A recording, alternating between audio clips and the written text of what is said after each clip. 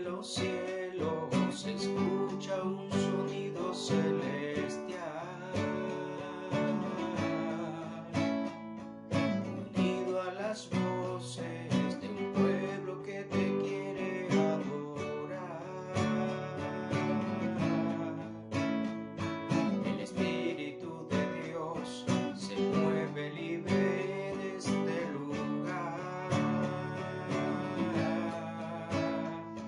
El Padre alegre está al ver la novia unirse a adorar. Cristo Jesús, el Señor y Dios Todopoderoso, nos guarde en su infinita misericordia, a través de ese glorioso y santo Espíritu que entrega a todos aquellos que le obedecen, según Hechos capítulo 5, verso 32.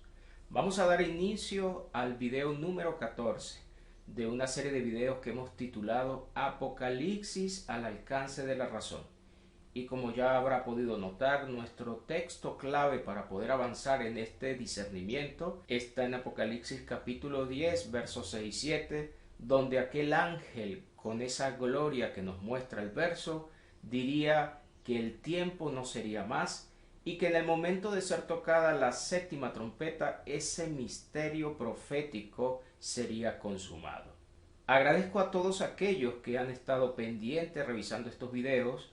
Realmente están hechos para su propio beneficio. Saben que no hay ninguna intención religiosa, proselitista detrás de los videos que estamos armando, y deseamos les ayude a comprender esas promesas que estaban allí planteadas en ese libro para que se haga dueño de su relación personal con el Espíritu de Dios. Hace unos días atrás alguien me hacía saber que era mucha información, pero entiéndase que 20 siglos después de que este libro fue escrito y al haber tanta diversidad de pensamientos e inclusive tanta relación de este libro con distintos tiempos que han asumido cíclico, donde en cada era relacionan la bestia y relacionan la ramera que el libro presenta con distintos imperios, con distintos gobiernos, con distintos personajes, se hace necesario, en lo más respetuoso posible, primeramente a lo escrito, presentar detalles de este libro tan controvertido. De todas maneras, la información que se entrega, usted puede escoger de ella la que mejor le haga bien. Sin intención de que esté de acuerdo con lo que está siendo mostrado, usted puede escoger la parte que más le edifique. También me hacían saber que para poder entender lo que acá se plantea se necesita mucha disciplina. Le entiendo muy bien ese planteamiento porque para poder entregar todos estos videos, este servidor ha sido parte de ese proyecto disciplinario del Espíritu de Dios para poder encontrar todas estas coherencias que el Antiguo Testamento nos muestra y su relación con lo que este libro de Apocalipsis estaría contando. En esta oportunidad vamos a cambiar un poco la metódica. He tenido la oportunidad de preparar algunas imágenes de PowerPoint para que algunos que son visuales puedan captar los tiempos que deseamos contar, haciendo de alguna manera un pequeño resumen de las cosas más importantes que hemos dicho en los videos anteriores. No obstante, le invito a que chequee cada uno de ellos para que tenga una información bastante clara y precisa en base a este escudriñar bíblico que hemos tenido. Para no hacer más largo este video, comencemos entonces a mostrar la información que le hemos traído en esta nueva oportunidad. Para que sigamos comprendiendo el planteamiento que aquí se hace, es necesario volver a marcar los fundamentos que van a regir el principio de nuestra investigación. En Juan 5:39, el Señor le hace saber a los judíos que debían escudriñar las Escrituras. Este término es importante que lo entendamos. ¿A qué se refiere el Señor cuando habla de las Escrituras? Podemos comprender que en el momento en que el Cristo hace este comentario, ni siquiera había ido a la cruz. Por lo tanto, no puede estar escrita ninguna carta del Nuevo Testamento que nos contarían inclusive la historia después de la cruz. Lo cual nos invita entonces a pensar que el término escritura estaba siendo aplicado para solamente los libros del Antiguo Testamento, ya que Cristo estaba dirigiéndose justamente a judíos y les hace saber que en ellas tenían la vida eterna y ellas eran las que daban testimonio del mismo Cristo, porque desde tiempos antiguos se estaba anunciando su venida. Y si sigue leyendo los versos a partir del 40, notará que hace relación a los escritos de Moisés. Por lo tanto, este término escritura no incluye los libros del Nuevo Testamento. Aunque entendemos que están inspirados, en ese instante no estaban escritos. Nuevamente podemos notar acá en Timoteo que el apóstol Pablo le hace saber que toda la escritura es inspirada por Dios. Timoteo había sido instruido desde niño por su abuela Loida y su madre Eunice, y cuando el apóstol Pablo le está hablando, ya Timoteo era un joven, lo que nos hace pensar nuevamente que no tuvo la oportunidad Timoteo de niño de haber escuchado las cartas del Nuevo Testamento, porque no estaban escritas, ni siquiera estaban recopiladas como canon. Sabemos que la historia nos habla de las primeras esencias de un canon bíblico a mediados del siglo II, cuando Marción toma 10 cartas de Pablo y el Evangelio según Lucas sin el capítulo 1 y sin el capítulo 2 y arma ese primer canon que se conoció en la historia, lo cual hace que en el año 170 aproximadamente se haya establecido el canon muratoriano, que incluía algunas cartas que hoy no tenemos y desechaba algunas de ellas. Hebreo, por ejemplo, no la reconocía, hasta que ya en el 382 aproximadamente, en tiempos de Flavio Teodosio el Grande, se reconocen el canon bíblico, donde ahora sí están incluidas las 27 cartas del Nuevo Testamento. A estas se les estarían añadiendo lo que se conoció como la versión Septuaginta, la versión de los 70, esa que fue editada 3 siglos antes de Cristo en tiempos de Ptolomeo, aquel que decide mandar a 70 sabios judíos a trasladar la Biblia hebrea al griego. Lo que es cierto entonces es que el término escritura en la Biblia no estaba siendo aplicado para referirse a cartas del Nuevo Testamento que ni siquiera muchas de ellas estaban aún escritas y mucho menos recopiladas como canon. En la primera carta a los Corintios, escrita antes del año 60, el apóstol Pablo nuevamente hace referencia a los escritos. Recuerden que todavía después de esta fecha del 60 habrían cartas que se escribirían, entre ellas Hebreo y Apocalipsis, lo que hace entonces volver a pensar en los escritos del Antiguo Testamento. Esta iglesia de Corintios estaba dividida por distintos pensamientos, y en el capítulo 1:10 lo podemos leer, donde el apóstol Pablo les invita a estar unidos en una misma mente y un mismo parecer. Para lograrlo, en el capítulo 4, verso 6, que estamos viendo acá en pantalla, él les hace saber que no pensaran más de lo que está escrito. Ese escrito justamente que tenían a la mano, vuelvo a repetirles, se está tratando del Antiguo Testamento.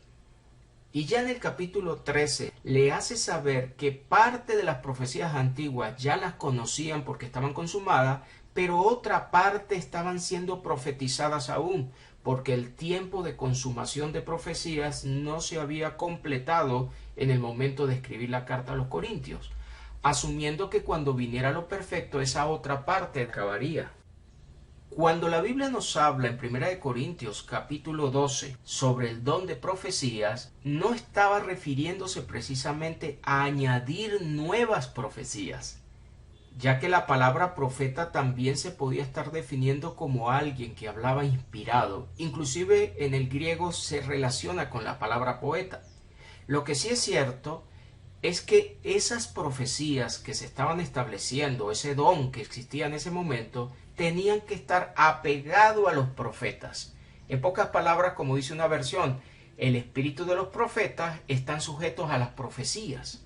Y eso es lo que hace que en el capítulo 14, verso 3 de 1 Corintios, se diga que el don de profecía debía edificar, exhortar y consolar. Si estuviéramos pensando en profecías nuevas que tuvieran que ver con el proyecto divino de Dios, entonces sería complicado finalizar la era de los profetas, porque siempre habrían nuevas profecías por consumarse. Pero si hablamos de las profecías como un todo, como un solo proyecto, y poco a poco se van consumando, entonces cada vez iban quedando menos profecías por completarse hasta alcanzar los tiempos proféticos. Esto lo vamos a seguir entendiendo al avanzar. Por esta razón, el apóstol Pedro, todavía en el año 64 al 66, cuando escribe sus dos cartas, les hace saber a los hermanos que hacían bien a estar atentos a esa palabra profética más segura. Y les sigue exhortando para que entendieran que la escritura no era de interpretación privada, afirmando justamente que había sido traída por voluntad del Espíritu Santo de Dios, el cual había inspirado a aquellos grandes hombres. Este término escritura nuevamente estaría hablando del Antiguo Testamento. Recuerden que el apóstol Pedro le escribe las dos cartas a los expatriados, como usted puede notar en el capítulo 1.1 de su primera carta, donde le habla a los dispersos, lo cual nos indica que estaba dirigiéndose de manera directa a ese remanente de Israel que se encontraba todavía viviendo bajo cautividad. Y en la segunda carta, capítulo 3, verso 1, nuevamente les hace saber que era la segunda carta que les escribía para poder entender entonces los destinatarios. O sea que era un pueblo primeramente judío, representantes de Israel, que conoce de profecías antiguas, y por eso él está invitando en este capítulo 1, verso 19, a estar atento a esa profecía, y nuevamente en el capítulo 3, verso 1 de esta segunda carta, les vuelve a recordar sobre las profecías antiguas. Podemos notar que les hace saber que hubo falsos profetas entre el pueblo. Pero note bien que ahora va a cambiar la frase y ya no se va a referir a profetas, sino que habrá falsos maestros. Este hubo falso profeta estaría indicando un tiempo pasado y el habrá está hablando de un tiempo futuro. O sea que el apóstol Pedro estaba ya anunciando que la era de los profetas iba a finalizar para abrir una era de maestros. En este caso los maestros estaría dando a entender a alguien que hace uso de algo ya establecido para enseñar, mientras que los profetas inspirados por Dios podían estar presentando acontecimientos futuros. Nuevamente encontramos, pero esta vez al apóstol Pablo hablándole a los gentiles, y en ese momento de escrita la carta a los Efesios cercano al año 60, les hace saber que se edificaran sobre el fundamento de apóstoles, pero note que también le dice y profetas. Esto es debido al hecho que todavía en el primer siglo no estaban consumadas todas las profecías antiguas, lo cual hace que debían mantenerse atentos a lo que estaba anunciado desde tiempos pasados, sin dejar de entender que la principal piedra de ángulo era Jesucristo mismo. Como hemos dicho una vez más en 2 de Pedro 3.1, les invita a los hermanos del primer siglo a tener memoria de las palabras que antes habían sido dichas por los santos profetas. Y recuerde que esta carta está escrita cercano al año 66, 30 años después de la cruz. Y aquí en este capítulo 3 le va a seguir contando sobre un día terrible anunciado desde tiempos pasados, afirmando que la tierra y las obras que en ella hay serían quemadas, profecía que nos invita a ir a buscarlas en el Antiguo Testamento para poderle hacer honor realmente a lo que el capítulo indica y reconociendo que estaba dirigiéndose directamente a descendientes de Abraham, representados en ese pueblo de Israel, descendientes de Jacob, los cuales entendían muy bien las profecías antiguas. Uno de los grandes conflictos que tenemos en nuestros tiempos es que hacemos estos análisis creyendo que esas cartas estaban de manera directa escritas para gentiles, inclusive para nuestro siglo XXI. Pero para poder hacer una correcta exégesis debemos estudiar los tiempos, la fecha en que fue escrita, el remitente, el destinatario de la carta y todos aquellos factores inclusive culturales que existían alrededor del tiempo en el que se está escribiendo. En Hechos 3 encontramos otro planteamiento interesante que nos hacen pensar en estos tiempos proféticos que aún no estaban consumados. Para poderlo comprender, recuerden que en el capítulo 2 ya Cristo había ascendido a los cielos, se había sentado a la diestra del Padre en el llamado día de Pentecostés, en esa fiesta donde el pueblo de Israel fue a Jerusalén a celebrar las fiestas. Y ya en el capítulo 3 podemos notar que el apóstol Pedro acude con Juan al templo y en la puerta de la hermosa estaba aquel paralítico que el Señor permitió sanar, y ya en el verso 18 les dice lo siguiente: Dios ha cumplido así lo que había antes anunciado por boca de todos sus profetas. Este planteamiento nos daría a entender que todas las profecías estarían consumadas cercano al año 33, pero si sigue notando, algo va a cambiar. Dice que ya Cristo se encontraba en el cielo y afirma: a quien de cierto es necesario que el cielo reciba hasta el tiempo de la restauración de todas las cosas que habló Dios por boca de sus santos profetas que han sido desde tiempos antiguos. Es decir, que en el capítulo 3 todavía hay profecías hacia el futuro que necesitan consumarse para poder completar los tiempos de la restauración que Dios le había prometido a esa casa de Jacob. Lo cual nos invita otra vez a leer este texto, porque el verso decía: pero Dios ha cumplido así lo que había antes anunciado por boca de todos los profetas. Pero observen que hay otra parte que debe leerse, que Jesucristo había de padecer. A ese planteamiento era que se refería. Ya en el momento del Pentecostés, estas profecías estaban totalmente cumplidas. El padecimiento de Cristo ya se había consumado. No estaba haciendo referencia a todas las profecías antiguas, sino a todas las que hablaban del Cristo que padecería. En Lucas 24, una cita muy usada por muchas denominaciones para afirmar que esta ley desaparecería plenamente en el año 33, el Señor dijo algo interesante el día de su resurrección. Estas son las palabras que os hablé estando aún con vosotros, que era necesario que se cumpliese todo lo que está escrito de mí en la ley de Moisés, en los profetas y en los salmos. Y si lee el verso que le sigue, diría que les abrió el entendimiento para comprender las escrituras. Todo pareciera dar a entender que lo que estaba escrito en la ley de Moisés, en los profetas y en los salmos, en las escrituras, como lo dice el verso siguiente, ya estaba todo consumado. Pero observe que si no leemos todo el capítulo no podemos captar de entrada de qué está hablando. Recuerden que esta cita está contando la historia camino a Emaús.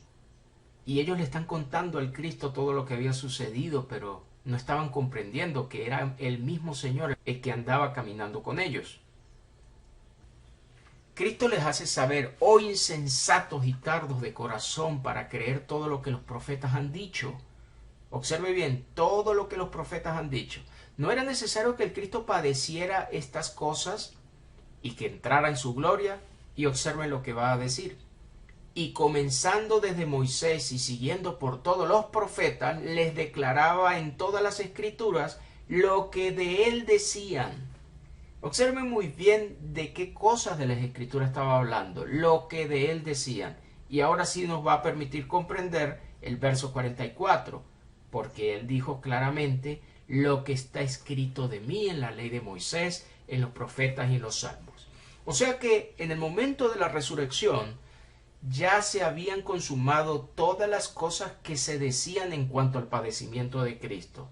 Pero no todas las profecías antiguotestamentarias estaban consumadas. Lo vamos a seguir mirando a medida que avancemos. Es importante entonces entender que debemos chequear con diligencia, aprendiendo justamente lo que nos enseña Lucas 1, ese médico amado del primer siglo, y asegura que cuando le habla a Teófilo, él primero se dedicó a investigar con diligencia todas las cosas desde su origen, para escribírselas justamente a este Teófilo.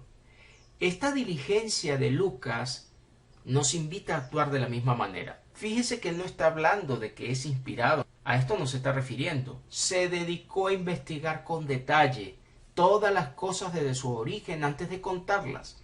De igual manera nosotros podemos investigar con detalle todo lo que la Biblia nos enseña para poder seguirlas contando. Aunque todas las profecías que hablaban del padecimiento de Cristo estaban consumadas, no todo lo que se decía en el Antiguo Testamento se había cumplido, y podemos ver una de ellas. En Mateo 24, el Señor habla con sus discípulos y ahí le hace saber sobre la abominación desoladora de la que había hablado Daniel y que se consumaría en esa generación. Estos textos los puede volver a leer en Lucas 21 y Marcos 13, los cuales son paralelos a esta misma historia. donde el Señor estaba hablando inclusive de la destrucción del templo y del sufrimiento que tendría Jerusalén en ese primer siglo.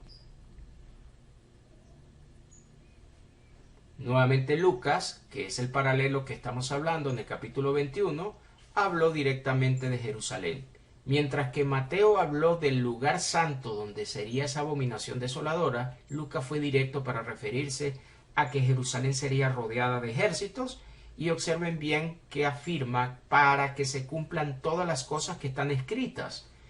El único lugar donde estaban escritas entonces es en el Antiguo Testamento, y en el momento en que esa desolación viniera, el Cristo le hace saber que todos los que estuvieran en Judea huyeran a los montes, y los que estuvieran en medio de ellas se fueran de ese lugar.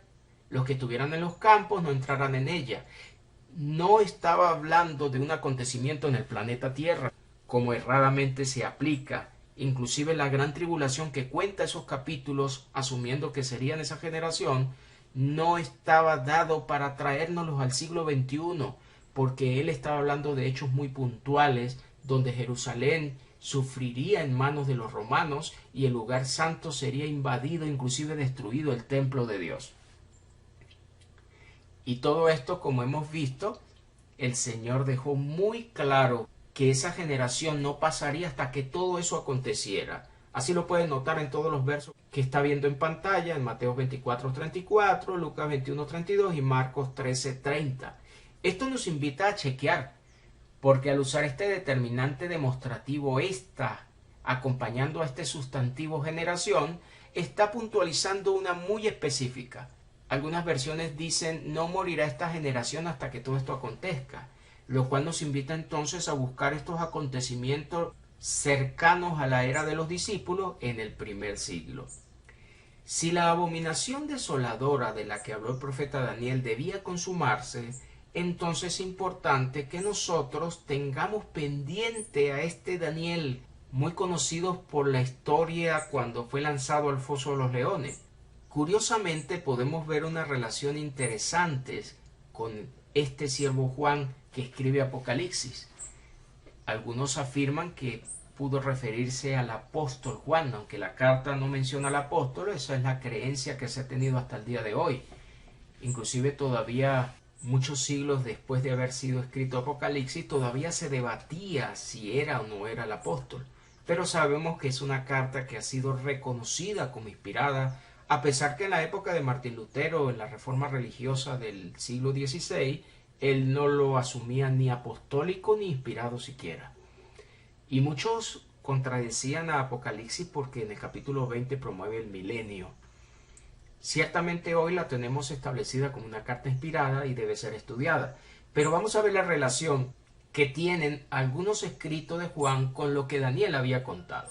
Para eso vamos a trabajar una línea del tiempo acá para que entienda este planteamiento desde Daniel hasta Apocalipsis. En medio de estos dos escritores hay aproximadamente 600 años. Vamos a colocar la cruz en medio para poder definir el antes y el después de Cristo, ya que esta carta de Daniel fue escrita justamente antes de Cristo venir a la tierra y esta carta de Apocalipsis después de que Cristo ya había venido. Daniel contó lo siguiente en el capítulo 9, verso 27. Después con la muchedumbre de las abominaciones vendrá el desolador. Observen que justamente está hablando de la abominación desoladora que el Cristo mencionó según Mateo 24:15. Y Daniel lo está relacionando con unos tiempos de consumación donde inclusive el desolador debía ser castigado. Esto es importante saberlo. ¿A qué se refería con la palabra consumación, que tiene relación justamente con esta abominación desoladora? Y ya en Apocalipsis capítulo 17 verso 16, el siervo Juan habla de 10 cuernos que iban a aborrecer a la ramera y la dejarían desolada. La desnudarían, la devorarían y la quemarían con fuego, dejando establecido que esos acontecimientos estarían pronto a suceder, como usted lo puede ver en el capítulo 1, verso 1 al 3, e inclusive en el capítulo 22, 10, le hacen saber que no sellara las palabras de la profecía del libro porque el tiempo estaba cerca. Mientras que si usted nota en Daniel 12, a partir del verso 4, A él más bien le mandaron a sellar el libro hasta el tiempo del fin o de la consumación de ese proyecto divino. Tenemos entonces acá una verdadera relación entre estos tres textos. Daniel hablando en el futuro de una abominación desoladora, Cristo mencionando que esa abominación no había venido todavía, y recuerde que el verso 34 de ese capítulo asegura que todo acontecería en esa generación. Y ahora tenemos al siervo Juan hablando también de una ramera que sería desolada, afirmando que estaría pronto a cumplirse. Si entendemos entonces que el siervo Juan habló de este pronto y Cristo habló de esta generación, entonces estos dos textos estarían indicando un tiempo cercano. En el capítulo 18 de Apocalipsis, verso 19, nuevamente vemos que habla de una ciudad desolada, llamándole la gran ciudad. Y cuando vemos el paralelo de Mateo 24, pero leído en el capítulo 21 de Lucas, se refirió directamente a Jerusalén, que sería rodeada de ejército, para que se cumplan todas las cosas que estaban escritas. O sea que esta ciudad o la gran ciudad que está aquí, que según el capítulo 17-18 dice que reinaba, estaba haciendo referencia a Jerusalén. Y podemos entenderlo así porque en el texto anterior de Apocalipsis 17, verso 16, le llamó ramera, y esa expresión fue usada en Isaías 1:21 y Ezequiel 16 a partir del verso 30 para referirse a esa desleal Jerusalén que había adoptado costumbres extranjeras y adorado inclusive a dioses paganos, sacrificando aún a sus propios hijos en honor a esos dioses.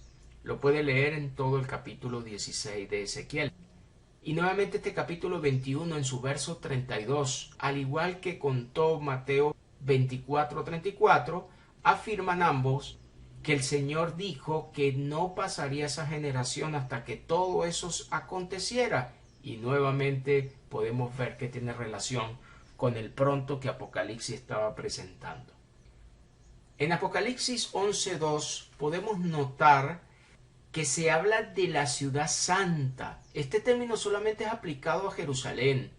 Era allí donde estaba reconocida la morada de Dios. Usted podrá leer en Esdras capítulo 7 a partir del verso 12 que así fue reconocido por el rey Artajerje, porque en ese lugar se había construido el templo de Dios, reconocido como la casa de Dios. En los primeros versos de Esdras capítulo 1 también notará que así lo reconoce el rey Ciro. Por lo tanto, solamente es a Jerusalén la que le queda bien este término ciudad santa. Y este verso nos dice entonces que sería hollada por los gentiles 42 meses. Lucas 21:24, que venimos revisando, cuando habló justamente de que Jerusalén sería rodeada de ejército, el Cristo afirmó que sería hollada por los gentiles hasta que el tiempo de los gentiles se cumplieran. Note bien que mientras el Cristo está hablando que Jerusalén sería hollada por los gentiles, Juan en Apocalipsis está diciendo que la ciudad santa sería hollada por esos gentiles 42 meses. Pero cuando Juan escribe, presenta el verbo hollar en futuro, hollarán, lo cual nos indica que en el momento de escrita la carta todavía no había sido hollada por los gentiles. Y no olvide nuevamente el verso que nos invita a pensar acá en Lucas 21:32, que esa generación no pasaría hasta que todo eso aconteciera, lo cual sigue teniendo relación con el pronto que Apocalipsis nos contó. Aquí en Daniel capítulo 12, versos 6 al 7, vemos otro planteamiento interesante para poderlo comparar con Apocalipsis capítulo 10, 5 y 7. En el caso de la cita de Daniel, habla de un varón vestido de lino, un ser celestial que algún día podemos hablar de él, que alzó su diestra y su siniestra al cielo, o sea, su mano derecha y su izquierda al cielo. Y ahora vemos acá en Apocalipsis 5 al 7 que un ángel también celestial, que según los versos anteriores tenía voz como de león y resplandor, y tenía también un arco iris, expresiones muy interesantes para chequear. Este ángel también levantó su mano al cielo Daniel asegura que este varón vestido de lino juró por el que vive por los siglos de los siglos. Y acá Apocalipsis también este ángel juró por el que vive por los siglos de los siglos. En el caso de Daniel, puso un tiempo para esta consumación y le llamó tiempo, tiempos y la mitad de un tiempo, lo cual vamos a volver a encontrar también en Apocalipsis 12:14. Y ahora en este verso de Apocalipsis afirma que ya el tiempo no sería más. Mientras que Daniel está colocando un tiempo, Apocalipsis dice que el tiempo ya no sería más, sino que en la voz del séptimo ángel, cuando tocara esa séptima trompeta, ese misterio de Dios se consumaría como lo anunció a los siervos los profetas. En pocas palabras, estos profetas de los que están hablando justamente estaría refiriéndose a las profecías antiguas que todavía no estaban consumadas completamente en el momento de escrito Apocalipsis. Asumiendo que todo sucedería en esa generación, que Juan habló de un pronto y que tienen una relación perfecta de que el tiempo no sería más, entonces podemos entender por qué el mismo siervo Juan escribe en su primera carta, capítulo 2, verso 18, que ya era el último tiempo y que sabían que estaba en ese último tiempo por la presencia de estos anticristos que negaban que Cristo había venido en carne. Esta carta la escribe justamente antes de Apocalipsis. ¿Y por qué estaban viviendo los últimos tiempos? 20 siglos han pasado y nosotros aparentemente lo estamos esperando o simplemente no lo hemos entendido. Pero si comprendemos esta frase últimos tiempos, podemos entender que posiblemente estaba hablando de estos tiempos de los que anunció Daniel y de los cuales también hablaron otros profetas antiguos. Pero no fue solamente Juan el que habló de que estaban viviendo últimos tiempos. El apóstol Pablo en 1 Corintios 10:11 se refirió a que ellos, por eso dice nosotros, o sea, los que estaban allí presentes, habían alcanzado los fines de los siglos.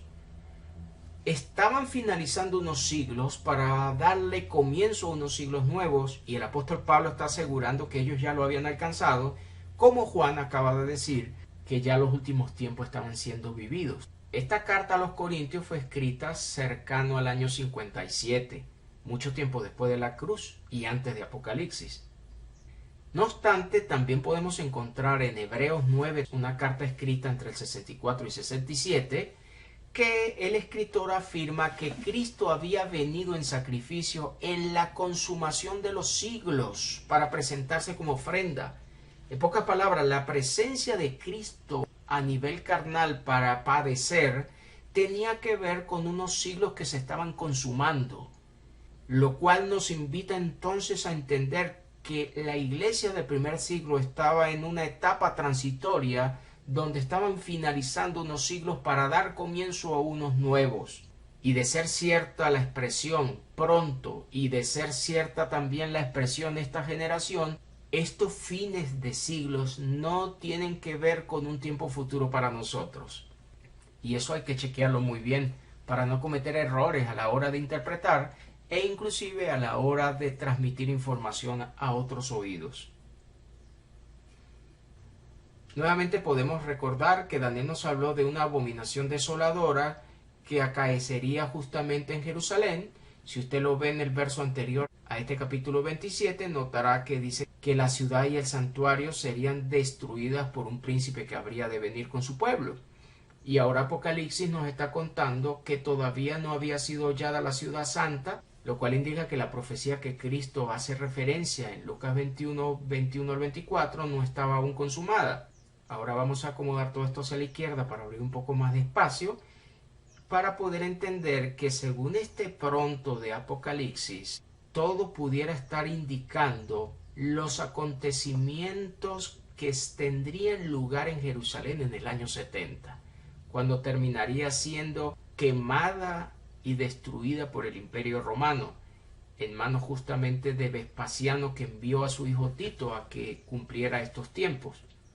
Y recuerde que el Señor había dicho cuando narró en Mateo 24 y Lucas 21 que esa generación no pasaría hasta que esa abominación desoladora no aconteciera. Esta imagen nos muestra el arco de Tito, construido en Roma justamente en honor a esa victoria. Inclusive su padre Vespasiano mientras era emperador, mandó a fabricar una moneda que circulaba en honor a ese triunfo obtenido sobre Jerusalén.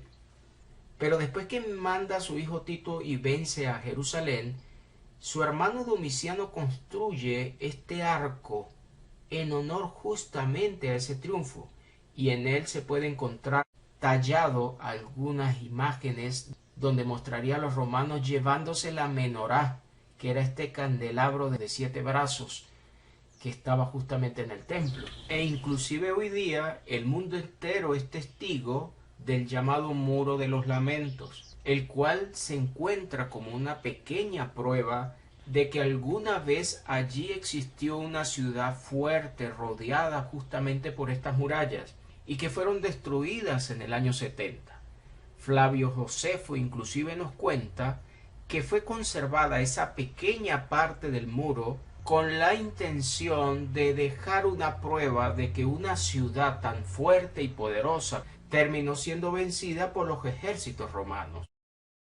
Hoy día sigue siendo un lugar atractivo de mucho turismo y muchos desean ir a ese lugar con la intención de poder observar esas ruinas que nos siguen contando la historia de la Jerusalén del primer siglo.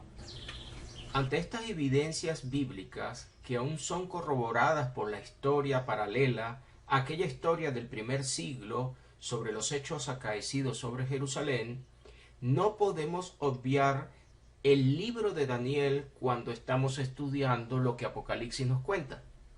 Inclusive para muchos ha sido denominado este libro de Daniel como el Apocalipsis del Antiguo Testamento, porque presenta muchas características cercanas a lo que el libro de Apocalipsis le estaría contando a los hermanos del primer siglo. Aquellos que, como hemos visto en este video, estaban afirmando que habían alcanzado los fines de los siglos, donde sería consumado ese misterio profético usando adverbios de tiempo muy importantes que no podemos ignorar, dentro de los cuales pudimos notar el pronto, el cerca e inclusive el breve que el capítulo 22 verso 20 afirma.